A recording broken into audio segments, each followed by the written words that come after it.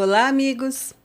Sejam todos muito bem-vindos ao podcast Pausando a Programação. Aqui nós falamos sobre carreira, trajetória e os assuntos do momento da área de TI. Eu quero começar agradecendo os nossos patrocinadores. Advance de Informática, a sua consultoria em produtividade, segurança e nuvem Microsoft. Estúdios Vida Moderna torna o seu podcast em realidade. BTO, gestão completa de TI. Ockmont Group, especialistas em cibersegurança. Uniker, a plataforma de CSP com as suas regras de negócio. Mundo 365, o seu parceiro de sucesso em tempo integral. YTech, sua TI, nossa prioridade. Eu quero aproveitar e convidar você para seguir o Pausa na Programação em todas as redes sociais, se conectar com a gente nas plataformas de áudio e vídeo. A gente está em todas. Você escolhe a que mais você gostar e se conecta com a gente. E eu quero agora apresentar um convidado muito especial. Eu tenho a honra de receber Alessandro Trovato. Ele é engenheiro de software por formação, analista de treinamento por profissão e um compartilhador de conhecimento por opção. O que muita gente não sabe é que ele também fez magistério, o que ajudou a construir uma didática diferenciada para ensinar tecnologia. Ele é Microsoft MVP em Excel há 8 anos e se tornou referência no ensino de produtividade. Ele é instrutor oficial do LinkedIn Learning, com mais de 50 cursos na plataforma e mais de 1 milhão de alunos. No YouTube, seu canal tem mais de 1.230 vídeos, 450 horas de conteúdo e mais de 211 mil inscritos. Além disso, ele é autor de mais de 700 artigos, é instrutor da Udemy e um dos principais nomes na formação de profissionais em Excel e produtividade no Brasil. Trovato, muito obrigada por você ter vindo conversar com a gente hoje. Imagina, obrigado a você, Rosane, pelo convite. Me sinto honrado em estar aqui participando do seu podcast. É uma oportunidade incrível de poder contar um pouquinho da minha jornada e, quem sabe, incentivar novas pessoas para também fazer essa jornada incrível pelo conhecimento. Muito obrigado. Eu queria começar te perguntando o seguinte: como é ser o maior youtuber tech do Brasil? Eu não me considero o maior, com certeza não. Os números falam por si? Não, eu acho que não. Dentro da área de educação, né, dentro da área de educação tecnológica, nós temos grandes nomes. Eu sou fã de muitos nomes, né? Nós conhecemos muitos nomes aí da área, mas eu tento fazer o meu trabalho pequenininho, né? Um dia de cada vez, postando um vídeo de cada vez, trazendo um público diferenciado a cada momento. Para mim é uma grande honra, um grande orgulho. Não gosto de ser chamado de youtuber, né? Assim, eu acho que é um termo que reveste aquelas pessoas que fazem as danças, fazem aí uma publicação diferenciada, mas é o meu canal preferido de compartilhar conhecimento e não tem jeito. O título vem e eu abraço ele do jeito que está. Então, é muito bom, muito bom. Trovato, como foi o início da sua carreira?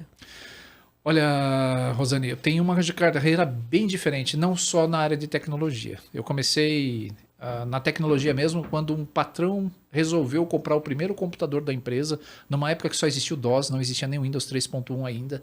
Perguntou se eu queria fazer parte, né, da equipe que automatizaria, entre aspas, os processos. Isso lá nos anos 80. Eu falei que sim, era uma oportunidade enorme. Eu trabalhava como office boy na época, então fazia serviços de rua e foi uma oportunidade muito boa. Fiz um curso, fiz alguns cursinhos e me apaixonei. Foi assim, amor à primeira vista. Poder entender como uma caixinha preta, como um teclado e um mouse faziam a diferença nas atividades lá corporativas da empresa, foi algo assim que me inspirou, me motivou demais. Só que minha carreira não seguiu só na área de tecnologia, ela foi uma carreira extremamente separada por encruzilhadas, então eu me desviei dela muitas vezes, mas hoje, graças ao bom Deus, estou nessa carreira 100% do meu tempo. Isso é muito bom. Conta um pouco pra gente dessas encruzilhadas. Olha, bom, saí do Juboy para trabalhar como faturamento, né, na área de faturamento. Depois comecei a fazer aí a criação dos primeiros programas para a empresa, controle de cheque, controle de contas a pagar, numa época que a gente só tinha um programa chamado Clipper, né, e tinha o Basic também, os primórdios da linguagem de programação aqui. E gostei dessa parte, tanto que eu recebi um convite para ir para uma outra empresa para ser um operador de rede. Na época em que a Rede Novel era uma rede, era o software de mercado, né, para redes corporativas. E eu aceitei, fui trabalhar com redes. E depois desse processo, um gerente me chamou para trabalhar como funcionário de uma loja de informática dele. Até aí a minha carreira estava começando a seguir uma boa vertente para a área de tecnologia. Só que em um determinado momento a loja fechou e eu fui para a área administrativa. Então perdi contato com a área de tecnologia e trabalhei na área administrativa de uma empresa por mais de 10 anos. Nesse intervalo de tempo, como consultor, né, que eu nunca deixei de gostar da área, então eu trabalhava fora do meu expediente, dando cursos para pessoas específicas, né, que tinham necessidade, aprendia um pouco mais, lia alguns livros, fazia alguns cursos, para não me manter totalmente fora da área de tecnologia. Quando voltei para a TI, aí já tive uma função mais específica como analista. Fiquei 10 ou 12 anos na empresa e depois migrei de novo para a área administrativa num colégio particular. Trabalhei mais de 10 anos num colégio particular, não mexendo com tecnologia. E nem dando aula? Nem dando aula. A aula teve uma oportunidade quando a escola formou a primeira turma de processamento de dados. Então, precisavam de um professor de produtividade. Aí eu me candidatei. Falei, eu não vou deixar passar essa oportunidade, né? Aí acabei me candidatando, dei aula. E aí reacende tudo, né? A paixão por ensinar, a paixão por estar nesse meio educacional. Então, isso me motivou a ficar mais nessa área, tanto me esforçando para compartilhar um pouquinho do que eu conhecia. Esse foi o seu gatilho? Foi o meu gatilho, sem dúvida. O gatilho meu principal foi um instrutor, foi um chefe meu, na época que eu ainda trabalhava, que estava começando como operador de rede. Henrique Fischer, o nome dele. O diretor me chamou uma vez, ele me trouxe um manual de um programa chamado de Works, que vinha com os computadores antigamente. Quando se comprava, os computadores vinham Windows 3.1 e uma suíte de aplicativos da Microsoft chamada de Works. Então, o meu primeiro contato com planilha eletrônica, com editor de texto, no ambiente Microsoft foi com o Works. E o Works, ele vinha com... tipo um Office? Era um Office. Era um Office? Tinha um software de apresentação, tinha uma planilha eletrônica, mas não se chamava Excel, era o Works mesmo. Uhum. Era um aplicativo resumido. Um bundle. Isso, é um bundle, exato. Que vinha junto com o 3.11. E esse meu diretor me chamou uma vez e ele falou assim, olha, tá aqui esse manual, você tem um mês para aprender a usar porque você vai me ensinar. Eu não falava inglês, o material todo era em inglês. Eu não tinha tanta habilidade ainda com a tecnologia, porque era uma coisa que estava surgindo, os equipamentos eram caríssimos na época, né? Época de restrição de tecnologia no Brasil. Mas eu aceitei o desafio, falei, eu vou começar por aí. Eu acho que o gatilho principal foi ele que deu, porque eu entendi, eu aprendi, usei o programa, tirei as dificuldades de aprendizado para passar para ele a coisa pronta, né? O resultado final do que ele iria utilizar para o dia a dia. Então, eu acho que o grande gatilho para mim me apaixonar realmente pela área foi esse desafio que me lançaram numa época que eu era muito, muito, muito jovem, muito, não conhecia absolutamente nada. Mas você fez magistério? Então, eu me inscrevi no magistério, fiz 6 meses de magistério e desisti do magistério, mas o magistério não saiu de mim, eu saí do magistério. Porque numa sala onde haviam mais de 60 mulheres, eu era o único homem da turma, então eu me senti muito deslocado na época, eu era adolescente, eu falei, não, isso não é para mim, continuo, amo o magistério, mas eu não vou fazer o magistério, né, em sala de aula. Então foi divertido, foi uma época bem divertida. Como diria um comercial por aí, o jogo virou, não é mesmo? Nossa, nem me fale. Eu me sentia extremamente deslocado na sala, né? Apesar de amar demais a área de educação, existia uma profundidade nos estudos, né? E fora o ambiente, né? Que era muitas mulheres no ambiente. Então eu falei, não, esse não é para mim, eu vou seguir uma outra linha. Foi quando eu decidi investir na minha própria formação pessoal, né? Então foi isso. Mas o magistério não saiu de mim, com certeza. Ainda bem, ainda bem. Então continua essa jornada que você está fazendo. Nem me fala. Muito bom. Você estava contando pra gente desse trabalho que você estava fazendo. Sobre do Na diretor. sua trajetória. Sim, depois que eu comecei a fazer que eu dei esse treinamento para ele, a área jurídica da empresa descobriu que eu estava ensinando, então pediram para que eu ensinasse a utilizar o editor de texto do Works. Outras áreas da empresa, então, descobriram as planilhas do Works, então eu comecei a fazer esse processo de treinamento. Tinha o Lotus 123 na época, que era um ambiente de tela, né, aquelas telas CGAs antigas, que era planilha eletrônica. E eu acho que planilha eletrônica, sem dúvida nenhuma, foi o aplicativo que mais me chamou a atenção. E hoje, né, como sendo o carro-chefe das minhas atividades, o Excel é o meu programa preferido. É a minha paixão. Não tenha dúvida disso, o Excel é a minha paixão. Essa não muda. Não, e você sabe que até hoje a gente vê, principalmente na minha empresa, a gente vê pessoas controlando as suas empresas em planilhas de Excel. Sim. Hoje, o Excel é uma ferramenta muito versátil, né? Nós temos aí o Excel sendo usado em todas as áreas. E não só usado em todas as áreas, e hoje ele traz suplementos que permitem que, inclusive, a análise de dados seja feita, né? O Business Intelligence seja feito usando Excel através das ferramentas do Power BI, Power Query, Power Pivot, que derivaram o Power BI atualmente. Nós temos 2 linguagens de programação e agora a terceira linguagem de programação incorporada no aplicativo. Então, ou seja, se você quer uma vertente de desenvolvimento, você tem 3 linguagens: Python, Office Script e VBA. Se você quer uma área de análise, você tem as ferramentas das funções, são mais de 400 funções nativas do Excel. Então, é uma ferramenta que te permite usar em qualquer área. Então, é apaixonante, de verdade. É de verdade. Eu ia te chamar de pai do Excel, mas não dá porque tem o Benito aí, O Benito, né? É o pai do Excel. eu diria que o Benito, né? Um abraço, Benitão. O Benito é o precursor do Excel no Brasil, sem dúvida, né? Ele que trouxe o Excel para o Brasil. Mas eu sou o segundo dinossauro da lista de dinossauros existentes. Eu sou praticamente o filho do Benito. Tem o Gatti também. Gatti, estou roubando essa título seu. Mas o Benito, sem dúvida, é o precursor, é o exemplo e é, com certeza, a pessoa que trouxe o Excel para essa. Para quem não conhece o Benito, o nome dele é... João Benito Savastano. Procurem, esse realmente entende da inteligência. Inclusive, Rosane, o Benito me reprovou numa entrevista em Excel. Eu fui reprovado numa entrevista. O Benito se arrepende disso até hoje. Numa época que eu já dava aula de Excel, eu fui atrás... É sério, essa é um bastidor assim... Ele te reprovou? Benito, que isso? Tá vendo, Benito? Tô contando para todo mundo agora, ó. Fui fazer um teste na empresa dele, né? Eu já tinha uma apostila, eu já dava aula para empresas de Excel. Aí o Benito, né, com toda a sapiência dele, olhou minha apostila, pôs na mesa, virou o monitor dele para mim. Qual a sua nota de Excel? Quanto que você conhece de Excel de 0 a 10? Eu falei, é 7. Conheço muito de Excel.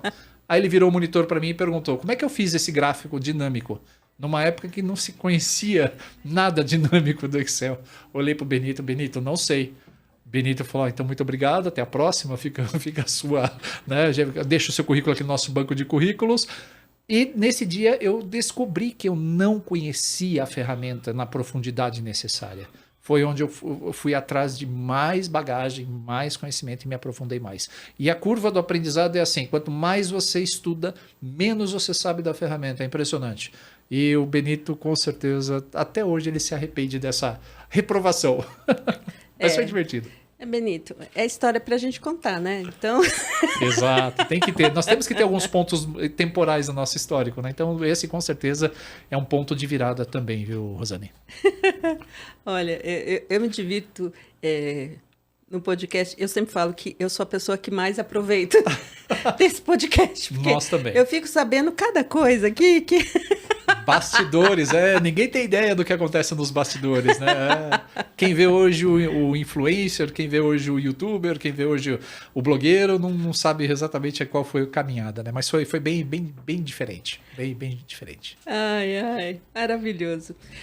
Mas conta pra gente, continua nessa trajetória. Okay. Você foi no Benito, ele te reprovou. Me reprovou. Aí consegui descobrir que o Excel era uma ferramenta muito mais do que parecia. Trabalhava na época no colégio, né? Quando eu dava esses cursos, eu fazia essas atividades paralelas. E eu trabalhava no colégio na área administrativa, usava o Excel para as minhas atividades normais, mas eu descobri que esse universo era muito maior do que aparentava. E aí eu comecei a estudar. mas não estudar de forma convencional, porque você não tinha o YouTube, você não tinha outros canais de aprendizado, a não ser livros e a comunidade técnica, né? Onde eu comecei a participar de palestras, comecei a assistir eventos presenciais, comecei a ler livros que eu comprei de fora, né? Que no Brasil sempre foi muito ruim para essa parte há alguns anos atrás. Hoje não. Mas eu comecei a estudar por conta, e realmente, o universo de aplicação é uma coisa absurdamente... Você percebe que o universo é muito grande. E você percebe que você tem gente no mercado muito melhor que você, e você olha para cima e fala assim, um dia eu quero ser que nem esse cara. Tanto que existe um evento aqui no Brasil, o evento chama-se Excel Weekend, acontece todo ano, onde reúne os principais profissionais. O meu patrão hoje, ele se apresentou na primeira edição. Ele era MVP, eu não era MVP na época, já escrevia artigos, dava aula. Aí eu assisti a palestra do Gualberto, meu patrão, meu chefe. Eu falei, um dia eu quero ser que nem esse cara. Ele é um gigante, ele tem 2 metros de altura, mas o nível de conhecimento e domínio que ele tinha na ferramenta, na apresentação, me encantou. Aí eu falei 2 coisas. Falei, eu vou ser gigante que nem esse cara e vou ser um MVP um dia. Ele é uma das suas inspirações? Sem dúvida, ele é, porque ele tem uma mente privilegiada, ele tem uma capacidade... Como ele chama? Felipe Gualberto. Ele foi MVP já há muito tempo, hoje ele não é mais, hoje ele atua como diretor, né, como empresário, mas realmente é uma pessoa que eu admiro, porque ele tem uma capacidade analítica, um poder de raciocínio absurdamente grande. Chefe. Chefinho, ó que aumento do salário, chefe. Brincadeiras à parte, né? Não, o Felipe Gualberto, sem dúvida, é uma pessoa... Na comunidade técnica, ele tinha um blog que eu consumia demais. Ele escrevia artigos maravilhosos. Tanto que no Brasil, quando lançaram quando o Excel lançou no Brasil as matrizes dinâmicas, o Felipe Gualberto foi o primeiro a escrever um artigo que, assim, de tirar o chapéu. O artigo tinha dezenas de páginas e ele englobou tudo que era uma novidade de uma forma tão didática que não tinha como não aprender. Era impressionante. Então, é um dos meus exemplos, é um dos meus ídolos, com certeza. Tá. E nesse caminho você foi trabalhar com o Felipe Gualberto? Fui trabalhar com o Felipe e hoje atuo exclusivamente na área de treinamento e educação. Para a empresa, hoje, eu já produzi mais de 300 horas de conteúdo em vídeo. Eu já ministrei mais de 2.000 horas, mais de 2.000 horas de treinamento para o pessoal, né, treinamentos ao vivo, já ministro treinamentos gravados. Então, o LinkedIn é só uma ponta desse iceberg, onde entrou o YouTube. Em um determinado momento da minha carreira profissional, eu falei, preciso espalhar isso para mais alguém. Grupos fechados de fóruns e grupos pequenos de WhatsApp, de ferramentas de comunicação, são ambientes muito restritos, onde o conhecimento fica preso. Aí eu falei, não, eu preciso de um canal maior de transmissão de conhecimento. E é onde foi que o YouTube entrou, há 12 anos atrás. 12 anos atrás. Conta pra gente essa experiência, porque não era, né, inicialmente não era... objetivo, né? Não, de forma alguma. 2 coisas aconteceram para eu poder migrar para o YouTube. A primeira, eu prestei muitos serviços para empresas gravando conteúdos numa época em que deu um boom o EAD. Só que eu tomei tanto calote, que eu cansei. Eu passava dias no estúdio gravando cursos e simplesmente perdia o tempo, né? Porque eram atividades para terceiros. E a falta de profissionalismo na época, o pessoal perdia material de gravação, não recebia pelo trabalho. Então eu acabei cansando disso. No mesmo período, né, eu sempre recebia muitas perguntas e muitas dúvidas do uso do Excel. Até que um dia eu falei, quer saber? Conversando com o meu chefe, já foi meu chefe, hoje ele é meu colega de trabalho, chama Derlídio, também outra pessoa que tem uma cabeça privilegiada. O Derlídio, ele me deu um toque. Ele falou, por que você não expande um pouco então? Por que você não abre um canal de vídeos no YouTube? E a minha síndrome de impostor não deixou. Eu falei, não, como? Eu já conhecia muita gente da comunidade, falei, tem tanta gente que faz um trabalho bonito, né? Faz um trabalho fantástico aí na comunidade. Você acha que eu vou me apresentar para esse pessoal? Vou passar vergonha. E passou meses, até que um dia eu falei, quer saber? Cansei de responder dúvidas, cansei de tomar prejuízo, vou fazer diferente. Minha primeira aula para o YouTube, função PROC-V do Excel, que é uma coisa que todo mundo perguntava. Não, e até hoje é dúvida para um monte de gente. Hoje. É meu vídeo mais visto até hoje. Sério? Sério. Gravei esse vídeo. Voz de locutor de rádio, aquele esquema de gravação assim impecável. Como que você falava? Fala. Chega perto do microfone e fala. Olá, seja bem-vindo à minha aula sobre a função PROC-V do Excel. falando assim, cadenciado, me deu tanto trabalho Que para editar a bacana. aula. Terrível. É uma aula que eu não assisto porque eu odeio essa aula, mas tudo bem. Foi ela que começou. Por quê? Quando eu publiquei o vídeo, deu uma semana, tinham lá 200 visualizações. Eu falei, nossa, 200 pessoas viram esse vídeo? Porque eu mandei assim para alguns colegas, só que tinham dúvidas, né? Depois de umas 2, 3 semanas, 1.000 visualizações. Eu falei, opa, isso tá interessante. 2.000 visualizações. Eu falei, opa, tem possibilidades por aqui. Gravei o meu segundo vídeo, função C. Gravei outro vídeo da função C. E fui gravando. E, graças a Deus, em 10 anos, com 10 anos de canal, eu atingi os 100 mil inscritos. E agora, com 2 anos, ele já está com 211 mil. Então, uma boa marca. Você pede para os 211 mil, só para milzinho seguir o Pausa na Programação? Pode deixar, pessoal. Se inscrevam no canal do Pausa da Programação. Isso, se inscrevam no Instagram. Não fala se inscrevam no Instagram, né? Se fala Seguir. curta, seguir. Isso, siga no Instagram. A Rosane tem feito um trabalho fantástico, tem muito material de qualidade aqui nos seus blogs, então não deixe de acompanhar e seguir a Rosane também. Da Pausa da Programação, não se esqueçam. Obrigada. Conte comigo. Não, e essa voz de locutor? Olá, se inscreva. Fazer um bordão. Boa, muito bom. E então a rede social, a plataforma aconteceu dessa forma, né? Sim. Ficou de saco cheio e falou, bora. Sim, cansei. Falei, quer saber? Vou compartilhar meu conhecimento mesmo. Ganhando, não ganhava nada com isso. Não tinha o alcance que eu gostaria. E aí o YouTube é mundial, né? O YouTube, quando surgiu, ele arrebentou. Eu falei, não, o YouTube é um canal que pode me ajudar. Nessa mesma época eu criei um blog, acho que 2 ou 3 anos depois eu criei um blog, mas o YouTube, sem dúvida nenhuma, é o meu carro-chefe, é a rede social que eu tenho investido para compartilhar um pouco de conhecimento. Tá? No começo eu só fazia vídeos de Excel. Aí eu mudei o meu objetivo, transformei isso num canal de conhecimento. Não fiquei restrito só aos pacotes da Microsoft, só aos aplicativos.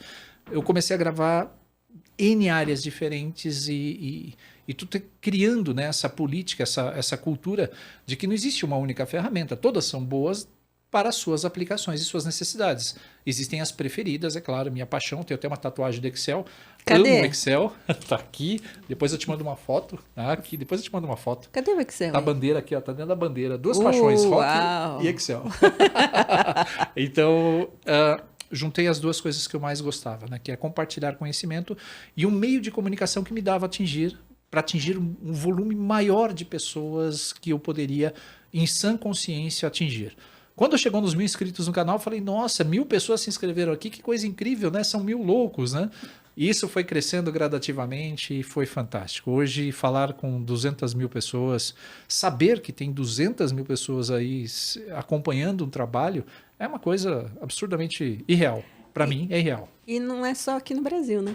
Não, eu tenho o pessoal da África do Sul, lá do continente, algumas cidades que falam a língua portuguesa, Angola, por exemplo, eles usam o meu material como material de apoio em sala de aula, em escolas. Sério? É muito carente lá de material didático e a apostila que uma vez eu fiz de Excel é usada como material de apoio lá para eles em algumas instituições. É algo surreal, é surreal. Então, muitos países, Europa, eu fiz alguns amigos na Europa por causa das aulas. Eu tenho convites para ir para a Europa, lá para Portugal, para o pessoal poder me dar hospedagem, né, convidando para ir lá visitá-los por causa do conhecimento. E você ainda não foi?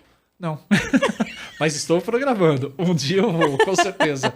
Mas é um mundo de oportunidades que eu nunca imaginaria ter, Rosane. É incrível, é incrível. E é interessante você falar isso, porque você comentou da síndrome do impostor. Aí eu fico olhando, gente, um cara como esse, síndrome do impostor, acabou comigo. Mas tenho. O LinkedIn, hoje eu faço uma atividade para o LinkedIn Learning. Eu estou indo para o 50º curso. Eu gravei o 49º. Eu sou o instrutor brasileiro que mais tem cursos na plataforma. E hoje eu tenho mais de 1.200.000 alunos na plataforma do LinkedIn.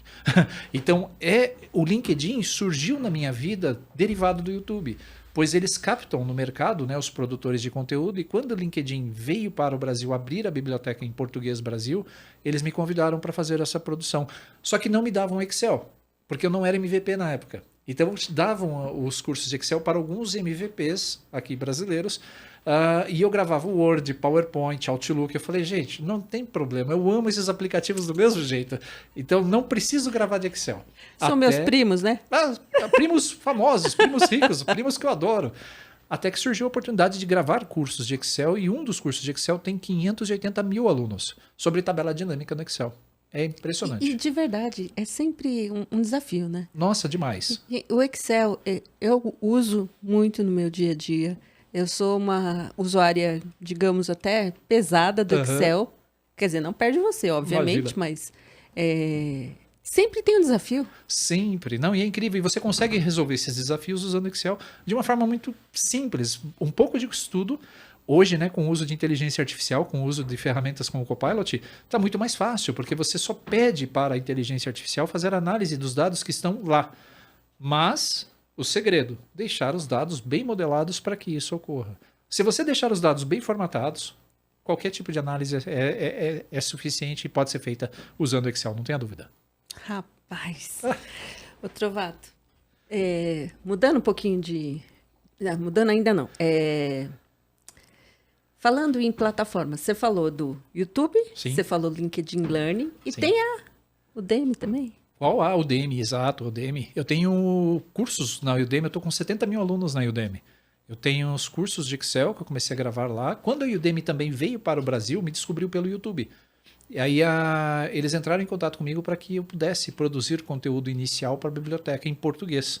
Eu gravei um curso de Word, gravei um curso de informática básica, um curso de Outlook e, se eu não me engano, um curso básico de Excel. Foram 4 cursos que foi a minha entrada. Eu cheguei a ter 30 cursos na Udemy. Então, eu tinha 30 cursos lá e hoje eu tenho 70 mil alunos na plataforma também. A que você atribui esse sucesso? Porque você pode falar que você não é o maior youtuber do Brasil, você não gosta de que fale isso, tá? Beleza, eu respeito. A que você atribui esse sucesso? Porque a gente quer te copiar. Ok. Oxi. Bom, a dica é fazer com amor e com cuidado aquilo que a gente faz. Primeiro, como educador, nós temos que estar primeiro preocupados em passar o conhecimento correto para frente. Segundo, segurar o conhecimento, reter o conhecimento não eleva ninguém. Reter o conhecimento faz com que a pessoa se torne pequena. Então, eu sempre tive, em todas as empresas que eu trabalhei, a minha política era, quer saber o que eu faço? Eu te ensino, deixo tudo por escrito. Eu compartilho tudo o que eu sei, porque eu sei que uma pessoa que está adquirindo esse conhecimento vai ser melhor do que eu no futuro. Seja um colega de trabalho, ele vai tomar o seu lugar. Não tem problema. Bobo de mim que permitiu que não fui melhor que ele. Então, quando você deixa seus aprendizes melhores do que você está construindo algo que é intangível e não dá para mensurar. Eu acho que o que me diferencia como profissional, de forma alguma, sendo... eu não levo isso para fama, para dinheiro, para likes e curtidas em redes sociais. O que me leva para frente é ver que as pessoas aproveitam esse conhecimento em benefício próprio. Crescem usando esse conhecimento. O meu fator diferencial, eu acho que é a didática.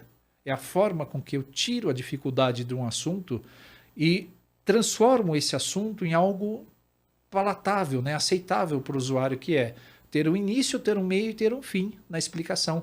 Nada cortado, né? Como um Reels ou um vídeo de 10, 15 segundos com uma dica rápida. Dicas rápidas a gente usa para numa determinada situação pontual de um problema. Mas a plataforma de conhecimento em si que você precisa ter para saber usar a ferramenta em qualquer situação, essa vem com um estudo mais duradouro, vem com um estudo um pouco mais consistente. E eu gosto de atuar nessa área. Eu prefiro trabalhar com a minha didática para criar essa plataforma de conhecimento sólida para depois a pessoa, o aprendiz, o aluno ir para frente e seguir no rumo que ele desejar. Mas a base em si, ela tem que ser muito bem preparada. E isso eu faço e eu me cobro muito. A minha didática é algo que precisa ser perfeita. Ela tem que ser bem falada, ela tem que ser bem explicada, ela tem que ser bem trabalhada para que haja o aprendizado no final. Eu não consigo fazer algo pela metade, te ensinar algo novo para você e falar, olha, sai daí, deixa que eu faço para você. Né? Aquele esquema, dá seu notebook que eu explico. Não. Se você quer aprender, eu te ensino a fazer para que você possa caminhar sozinho daqui para o futuro. Esse é o objetivo principal. E minha didática, eu acho que meu ponto de apoio é a minha didática. É isso que te move? É isso que me move. O que me move é fazer com que os outros sejam melhores do que eu no futuro. Eu acho que esse é o objetivo principal. E mostrar que tem uma saída, mostrar que tem uma chance de qualquer pessoa se dar bem estudando. Né? Então não precisa muito, é só estudar, só estudar. É isso. Trovato, quem são, além do Felipe, quem são as pessoas que te inspiram? Olha, esse meu amigo Derlídio Siqueira, ele já foi meu chefe, eu já fui chefe dele. Hoje nós trabalhamos na mesma equipe. O Derlídio, ele me mostra um ponto racional do trabalho que às vezes eu não tenho. Então, por exemplo, eu sou muito reativo. Né? Então, aconteceu alguma coisa, eu explodo. Mas não, ele sempre... Peraí, sempre foi centrado, sempre mostra que tem saídas diferentes. Ele muda o ponto de vista para análise do problema. Além de ser um desenvolvedor que é assim... Eu tiro meu chapéu. Não conheci... o Felipe e o Derlídio são duas pessoas que têm uma mente privilegiada, estão muito além do tempo deles. Então, são pessoas profissionais que eu admiro demais, demais. E lá na época do Eu não comecinho, consigo imaginar uma conversa entre vocês três. Olha, eu não consigo me imaginar conversando com os dois juntos. Você tá brincando? Não, eles são espetaculares. Eles foram em casa uma vez, né? Se encontraram, se conheceram em casa uma vez e houve uma afinidade muito grande porque são grandes mentes. Então foi espetacular. Houve uma sinergia, uma troca de conhecimento espetacular. Então são pessoas absurdamente... É o que eu falo, cerque-se de pessoas melhores que você, mais inteligentes que você, porque você acaba aprendendo. Então, babando na conversa deles, eles conversando e eu, né, deixa eu pegar o que eu posso pegar aqui deles. Foi assim. Tem muitas pessoas aí que passaram pelo meu caminho, mas sem dúvida esses dois são exemplos. O Benito, que é uma pessoa que me ensinou muito na parte de Excel, sabe? Tem o Babu, o Aurélio Babu, que na época que eu comecei com tecnologia, ele tinha um blog fantástico, ele tinha um site que me auxiliou, me ajudou demais. Um dia eu falei para mim mesmo, puxa, eu queria criar um blog que nem esse cara. Então o Babu foi meu exemplo de que persistir em algo valeria a pena. Então é muito bacana. Eu participava de fóruns, adorava escrever respostas para os outros em fóruns. E tinha esse pessoal que brilhava, né, nos fóruns na época. Hoje não tem nem tanto mais fóruns de discussão. Mas na época, sem dúvida nenhuma, foram os meus exemplos, as pessoas que eu admirava, de verdade. Com a polarização que a gente tem hoje de opiniões, né? Nossa, hoje está difícil. Hoje está difícil. Assim, hoje em dia nos fóruns tem pessoas que dão as respostas ríspidas, respostas grossas, questionam a pessoa que está lá perguntando, olha, isso é muito fácil. Eu sou totalmente contra isso. Não existe pergunta fácil, não existe pergunta difícil, não existe a pergunta. Se alguém está perguntando é porque tem uma dúvida. O que eu não gosto de dar soluções prontas. Eu gosto de ensinar a pessoa a chegar à solução do problema dela. E aí esse é o diferencial. Por isso que eu trabalho com os vídeos um pouco mais longos, eu trabalho com conteúdo um pouco mais denso. Porque não adianta eu te explicar algo se você não sabe o que está atrás daquele conceito para chegar naquele ponto. É a mesma coisa tentar explicar a estatística para alguém fazendo uso de uma função do Excel. Usa tal função. Mas e a base da estatística que está ali por trás? Se você não sabe a base, você não vai saber replicar isso nunca. Então, isso é que me faz seguir. Como chama o seu canal mesmo? Alessandro Trovato. Alessandro Trovato. Hoje tem 450 horas de vídeo lá já disponíveis para o pessoal, mais quase 1.200, quase 1.300 vídeos lá praticamente. Trovato, existem muitas ferramentas, né? Sim. Disponíveis e agora com inteligência artificial está surgindo um monte de coisa. Sim. Como é que você vê a evolução da educação digital? Precária. Primeiro, nós temos um ótimo aparelho chamado de celular. Todo mundo usa, mas para os fins errados. Proibir esse celular na escola eu achei excelente. Vai trazer de volta uma aquisição de uma capacidade cognitiva que está se perdendo muito. Então, fazer a pessoa escrever, né? Escrever é algo fantástico, porque o nosso cérebro guarda informação enquanto nós estamos escrevendo, enquanto estamos digitando, não. Então, escrever, discutir, participar da aula, prestar atenção, são coisas que estão se perdendo, né?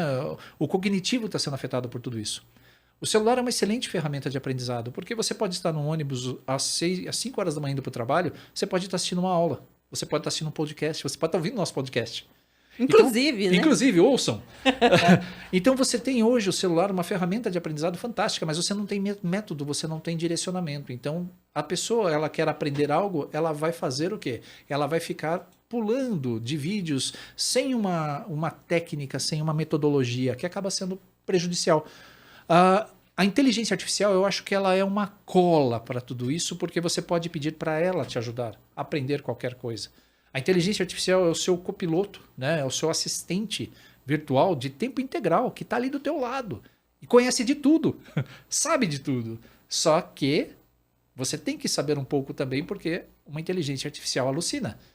Ela nunca vai falar algo para você, não sei. Ela vai te dar qualquer resposta, menos um não sei. E você tem que ter... Mas isso acontece na vida real também. Sempre, mas enrolation não. Então, é o que o Garcia comentou num episódio seu do podcast também. Se eu não sei algo, eu não tenho vergonha de falar, eu não sei. Eu vou estudar, eu vou entender, eu vou aprender. A inteligência artificial não tem essa capacidade. A inteligência artificial, ela vai te dar uma resposta. Então, você tem que ter, no mínimo, maturidade no assunto para saber se aquela resposta está certa ou não. Então, sair usando indiscriminadamente a inteligência artificial é perigoso. Se você delegar todas as suas funções para uma inteligência artificial, é perigoso. Ela tem que ser o seu assistente, não aquela que vai produzir o seu trabalho ou fazer o seu trabalho por você.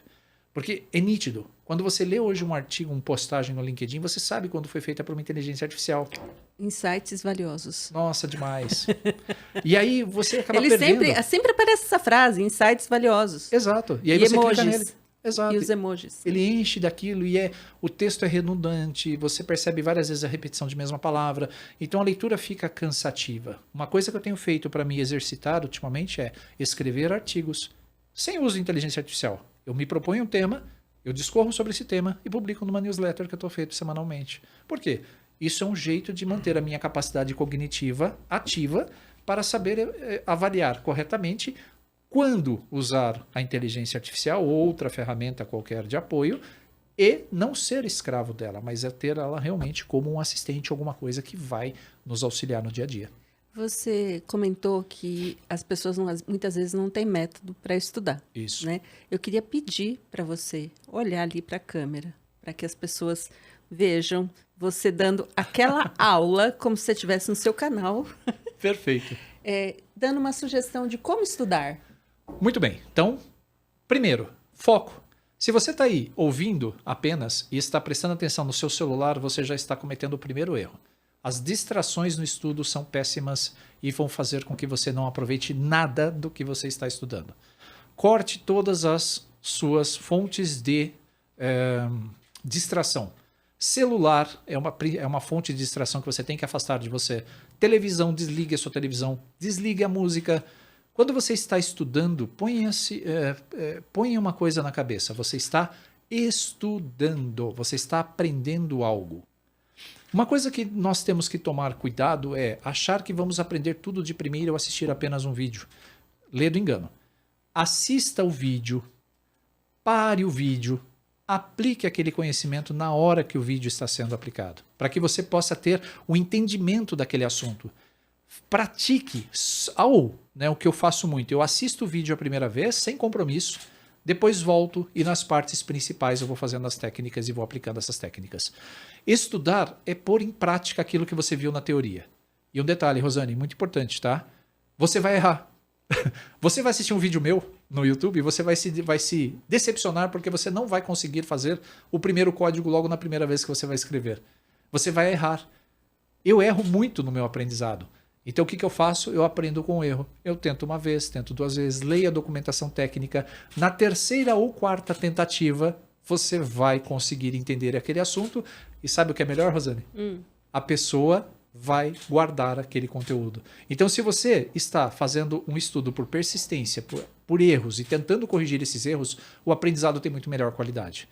Então, corte as fontes de distração, foque nos estudos, pratique. Se você juntar essas três coisas ou esses três componentes, o aprendizado vem, com certeza. Viu? Travato, você estava falando sobre inteligência artificial, né? Que preocupações você acha que a gente tem que ter? Você citou algumas, sim, né? Como a questão do... Outro dia falaram... Como é que foi? Foi o Garcia que falou. Inconsistências, né? Exato. que tem inconsistências. Mas, além das inconsistências, que preocupações a gente tem que ter quando a gente está usando uma IA? O principal, primeiro, é certificar-se que não é uma notícia fake, que não é um dado fake, um dado irreal e correto. Então, primeiro, ter conhecimento do assunto para saber avaliar disso. Segundo, viés. Né? A inteligência artificial, se ela é treinada de forma correta, ela elimina viés como gênero, como religião, política. Então, uma inteligência artificial ela não pode trazer vieses, né? Não pode ser contaminada com qualquer tipo de viés. Você tem que saber perguntar para a inteligência artificial para ter uma boa resposta. Eu acho que a principal preocupação atualmente hoje é saber avaliar essas condições. A resposta é precisa? Ela tem algum tipo de viés? Ou eu soube pedir para a inteligência artificial corretamente essa informação? Então, eu acho que é isso. Saber pedir é o primeiro passo para que você possa explorá-la. E um detalhe, todo mundo fala de inteligência artificial, mas existem dois lados da inteligência artificial. Nós, usuários, nós estamos no front, nós estamos consumindo algo que alguém preparou e programou. Né? A inteligência artificial ela precisa ser preparada, ela precisa ser, como é que eu vou dizer, treinada.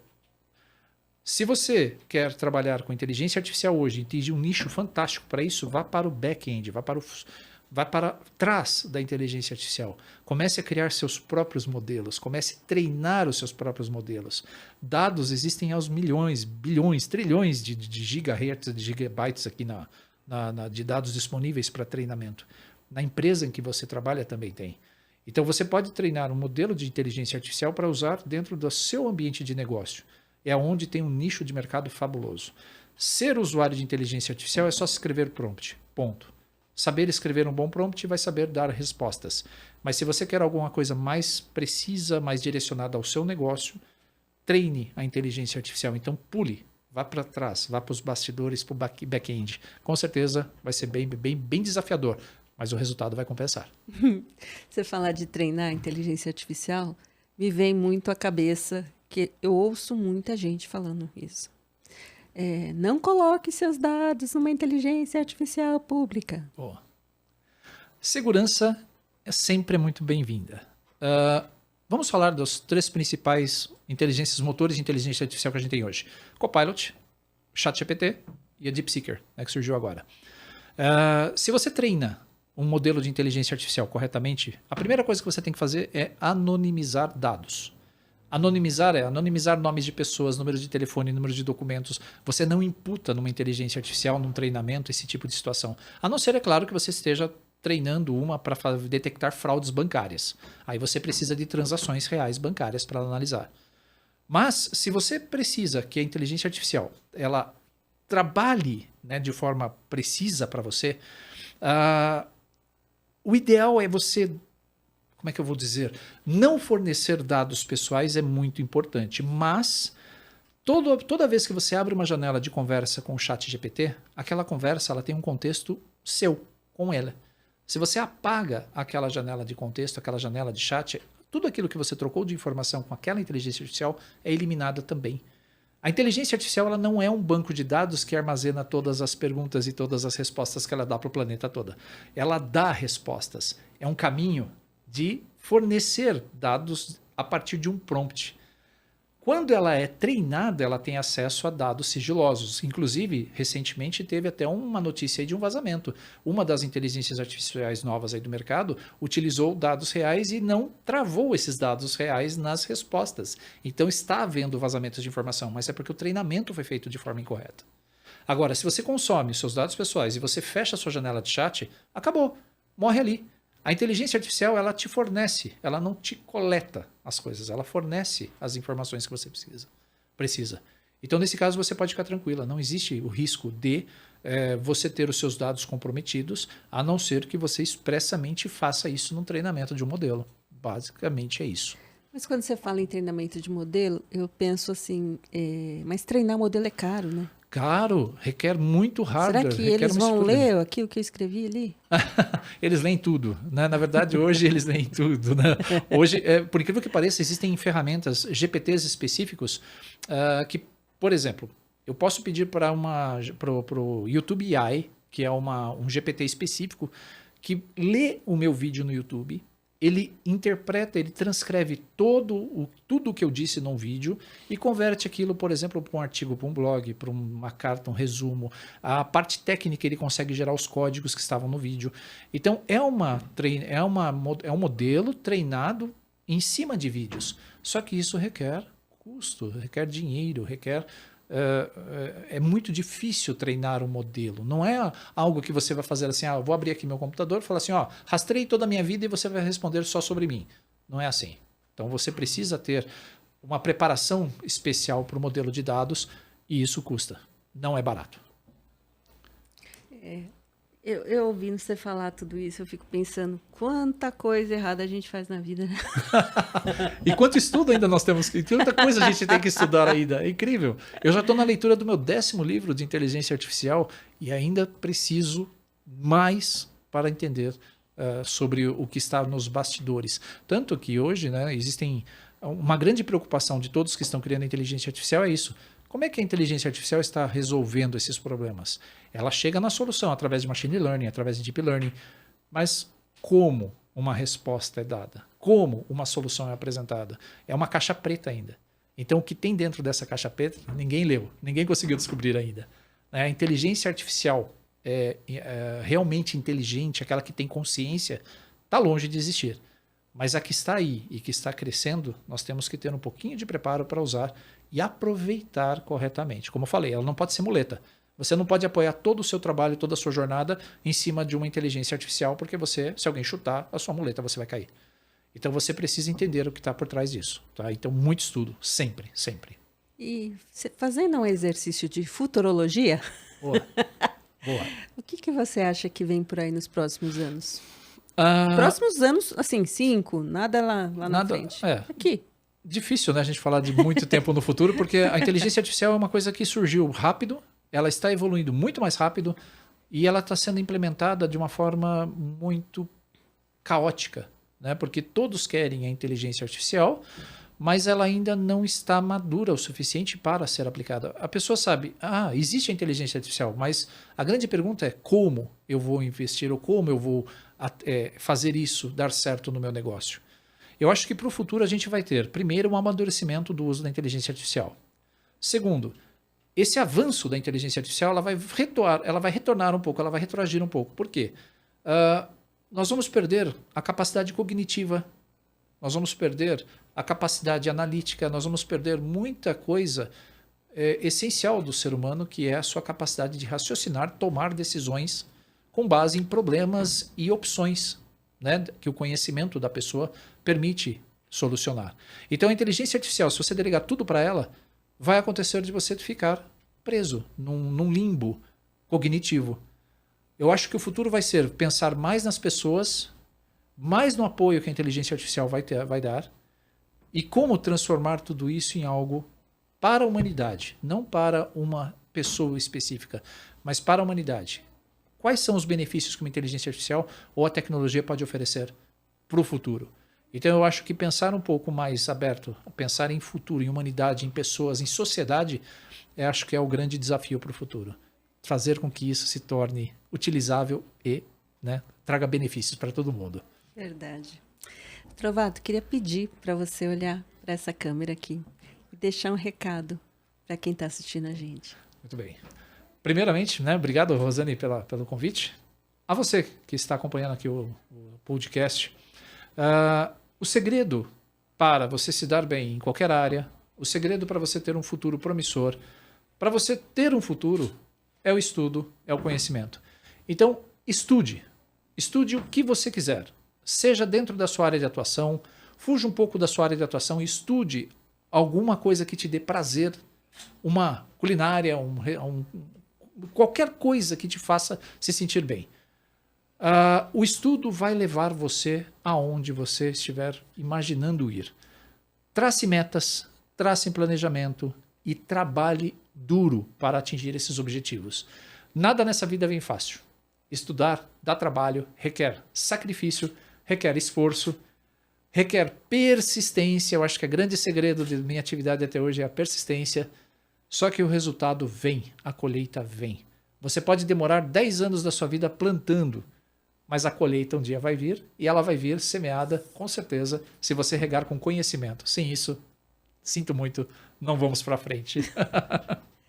Eu queria pedir para o Júlio colocar uma imagem na tela, porque eu queria te perguntar Como é, Trovato, o seu momento pausa na programação?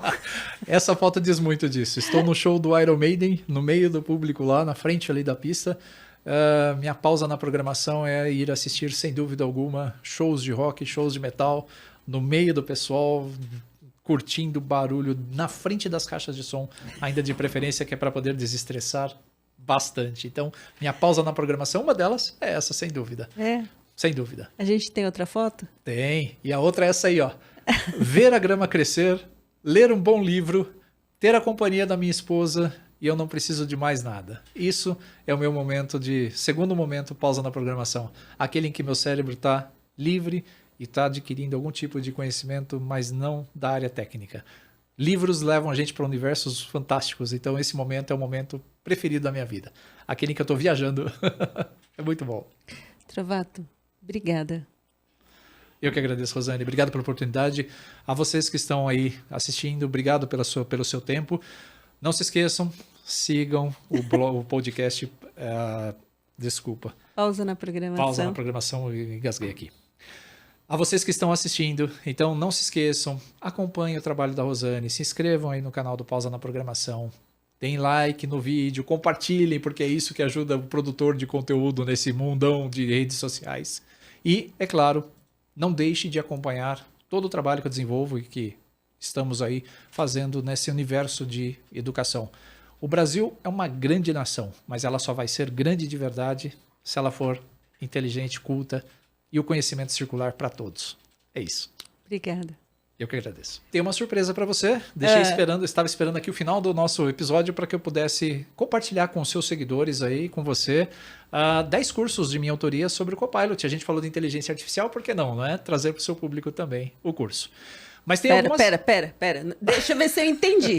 Sim. Você está dando... Sim, 10 acessos de um curso do Copilot que eu tenho.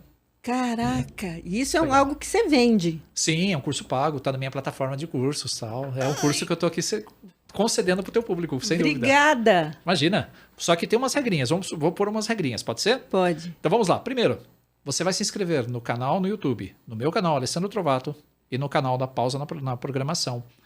Depois, você vai acompanhar no Instagram, vai seguir no Instagram, Pausa na Programação, e vai me seguir, Alessandro Trovato. E me mande uma mensagem lá no Instagram. Assim que você mandar uma mensagem, coloque: eu assisti o episódio do podcast. Você mandando essa mensagem, os 10 primeiros que eu receber, vai ter acesso. Eu entro em contato pelo próprio Instagram, tá, Rosane? Para liberar o acesso para vocês na minha plataforma. E o curso de Copilot, ele está assim, novíssimo. Saiu do forno agora. Então, quantos cursos? 10 licenças. 10 sortudos ou sortudas. Vou fazer o curso. Caraca, eu tô besta aqui, gente. E o detalhe, não é só o Copilot, a inteligência... Ensina a perguntar lá? Ensina, eu ensino técnica de pergunta. O seu acesso está garantido. Oba! Eu te ensino como fazer a pergunta, eu ensino como usar o Copilot no 365 e como usar o Copilot de graça, porque dá para usar de graça sem pagar a assinatura também. Tudo isso está lá no curso, pessoal, tá bom? Gente, não perde. Você não precisava nem me seguir. Mas só fazer esse curso já é algo assim sensacional. Trovato, obrigada demais. Imagina, é muita generosidade. Imagina, que é isso. É um prazer, é uma honra. Obrigado a você. Valeu. Meu amigo, minha amiga, quero te convidar a seguir o Pausa na Programação, a conhecer o trabalho do Alessandro Trovato, a olhar os nossos patrocinadores. Todos eles são pessoas de extrema confiança e desenvolvem trabalhos maravilhosos. Muito obrigada pela audiência de hoje. Até a próxima semana. Tchau, tchau.